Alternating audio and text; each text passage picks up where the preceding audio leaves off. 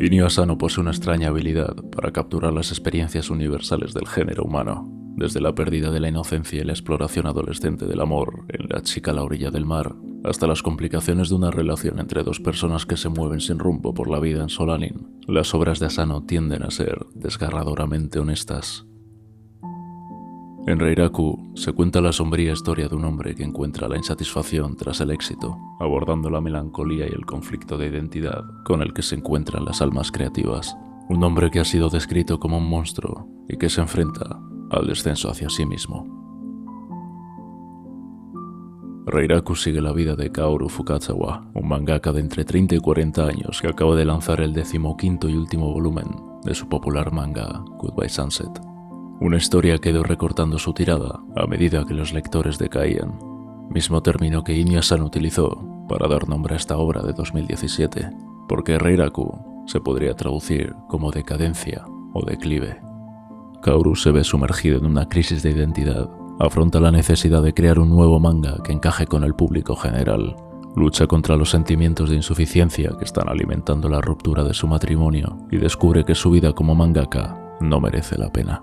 En líneas generales, el tema principal de esta obra es la desconexión entre el artista y su público, y lo que esto supone de cara al desarrollo creativo de uno mismo. Es una queja evidente que construye Asano para dar forma a parte de su experiencia. De hecho, el paralelismo entre Reiraku, Oyasumi Pum Pum, el seinen de los platillos volantes que ha estado haciendo hasta este 2021, y su propia vida daría para hacer un ensayo por sí solo.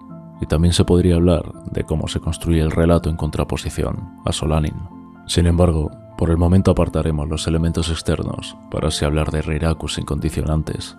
Y para empezar hay que resaltar el comienzo de esta historia, que comienza ni más ni menos que con un recuerdo, con la melancolía que otorgan los mejores tiempos pasados, aunque en este caso solo den forma al autodesprecio con el que se define el autor. Kaoru es un artista de éxito, pero no disfruta de las ventajas que ello conlleva. Defiende la integridad del autor y de la industria por encima de todo. Ansía la libertad creativa, la capacidad de crear un elemento distintivo que deje huella en el lector. La intencionalidad económica del sector le hastía y le hace preso. Se encuentra en medio de una profunda crisis creativa, frustrado y sin ideas, y ni siquiera encuentra paz en su propia casa. Su esposa, la editora también, vive por su trabajo. Dedica todo su tiempo a una autora de manga comercial que reviva el resentimiento de su marido. Él es un cónyuge abusivo que se burla de la tendencia de su mujer hacia la mediocridad y a su vez la culpa de no entregarle su tiempo. Incluso llega a ser acusado de haber cometido abuso sexual contra una de sus empleadas. Para intentar compensar la ausencia de sentimiento que sufre, empieza a frecuentar locales de prostitución, donde sus empleadas son caricaturizadas a propósito bajo la perspectiva de alguien que no les da ningún valor, más allá del circunstancial. Todo ello, sumado a una personalidad fría y arrogante, hace que nos compadezcamos de un personaje tan frágil. Kaoru no es capaz de dar un paso adelante, ni siquiera es capaz de reconocer que no quiere caminar más, sino es el propio camino el que cambia por arte de magia. Pero no todo es culpa del protagonista, al menos no en su totalidad. Tomita, aquella chica que le acusa de abuso sexual, también busca en él el escalón necesario para labrarse su propia fama. El editor con quien trabaja ni siquiera se interesa en cederle su tiempo, solo espera el nuevo producto que le dé beneficios. Y Nozomi, su mujer, es incapaz de sacrificar su trabajo por cuidar de un matrimonio que parece estar unido y simbolizado únicamente por el gato enfermo que tienen en común. Ella antepone las exigencias de la autora con quien trabaja y le lleva a buscar el cariño o complicidad allí donde estos se pagan. Al igual que en otras obras de Asano, el sexo intenta suplir carencias más profundas y en ningún caso soluciona o aporta un cambio sustancial en los personajes. Es una de estas prostitutas, Chifuyo, quien le recuerda aquel primer amor encontrado 10 años atrás. Son sus ojos felinos, su mirada de gato, lo que le lleva a rememorar las sensaciones que entonces experimentó. Y estas no son necesariamente buenas, pero al menos sugieren cierta realidad y compromiso con su interior.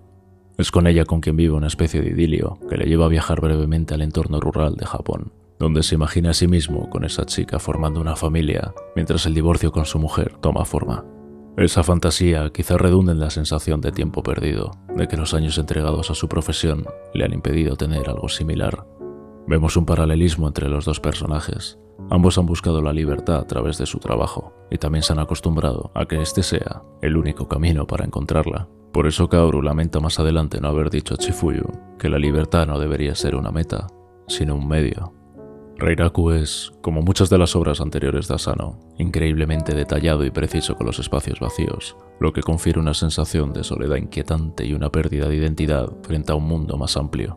Y es que Kaoru también es un tipo solitario, o al menos se ha convertido en ello, y esto conlleva una falta de comunicación con su entorno, que redunda en lo que experimenta más tarde.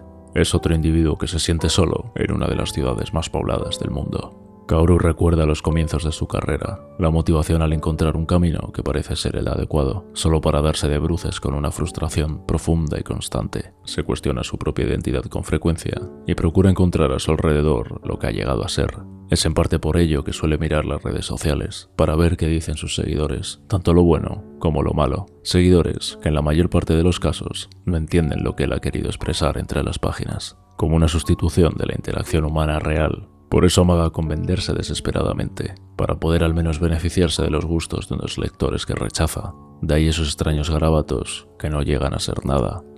En un flashback al pasado, vemos al joven Kaoru enfurecido contra el conservadurismo artístico de sus compañeros de la escuela y el consecuente derramamiento de ambición.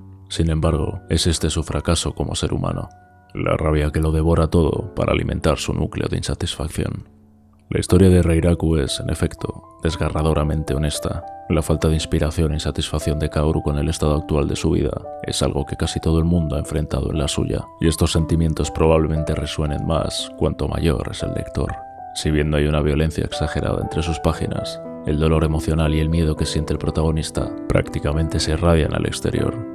Al final del manga, las preguntas de Kaoru siguen sin respuesta, dejando a los lectores con una insatisfacción y un deseo de algo más emocionalmente significativo. En un mundo de creciente aislamiento social y expectativas, nuestra empatía con semejante historia podría llevarnos incluso a contemplarla como un reflejo de nosotros mismos. Esta historia, aunque tensa y deprimente, captura los sentimientos de falta de rumbo que se van generalizando en las sociedades modernas, independientemente de su ubicación. Si bien algunos pueden sentir que la falta de una resolución concreta para varias de sus líneas argumentales presenta un final decepcionante para la historia, otros pueden reconocer el impacto temático y la importancia de la falta de resoluciones en relación con las emociones del propio protagonista. Pero antes de que uno se despida de esta historia, se nos devuelve al mismo pasado del comienzo. En él, la mirada felina de la expareja de Kaoru le hace ser consciente de su propia naturaleza egoísta e interesada. Por eso él se pone nervioso con las mujeres con ojos de gato, porque estos ya habían sido capaces de ver dentro de él una vez, porque ya intuyeron las contradicciones y la humanidad de un individuo que jamás podrá separarse de la condena de su ambición. Es una mirada que observa lo inevitable con resignación, una mirada que observa el descenso hacia uno mismo.